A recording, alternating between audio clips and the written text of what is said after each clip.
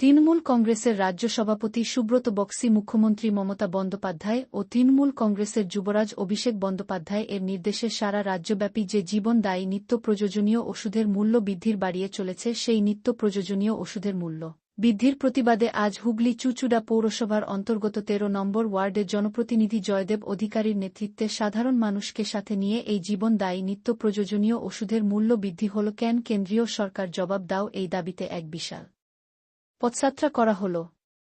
এই বিষয়ে হুগলি চুঁচুড়া পৌরসভার ১৩ নম্বর ওয়ার্ডের জনপ্রতিনিধি তথা স্বাস্থ্য দপ্তরের আধিকারিক জয়দেব অধিকারী জানান, কেন্দ্রীয় সরকার যে হারে নিত্য প্রয়োজনীয় ওষুধের মূল্য বৃদ্ধি বাড়িয়ে চলেছে তাতে সাধারণ মানুষের পাশে থাকার জন্য সাধারণ মানুষকে সচেতন করার জন্য আমরা এই আন্দোলনে নেমেছি। এরপরেও যদি ওষুধের মূল্য বৃদ্ধি না কমে তাহলে আমরা এর থেকে আরও বড় আন্দোলনে করব বলে জানালেন।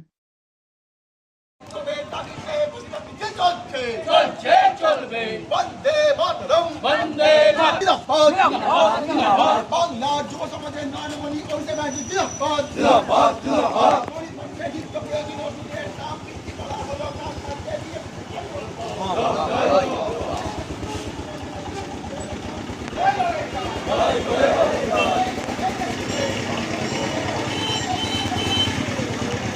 বন্দে মাতরম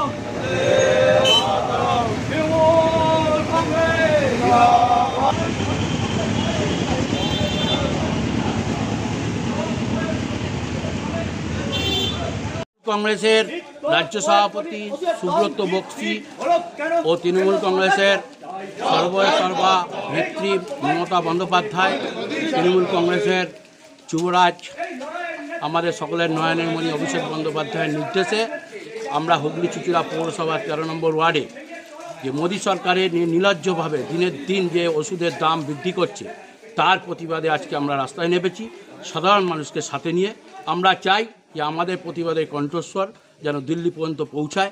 সাধারণ গরিব মানুষের কথা মাথায় রেখে আজকে আমরা এই আন্দোলন দীর্ঘ থেকে দীর্ঘ পর্যন্ত চালিয়ে যাব। কী চাইছেন? এই যে ওষুধের দাম বেড়েছে, কী চাইছেন? আর দিনের দিন ওষুধের দাম মূল্য বৃদ্ধি হচ্ছে এবং সবথেকে জীবন বিমার ওপরেও প্রায় 18% জিএসটি বসাচ্ছে।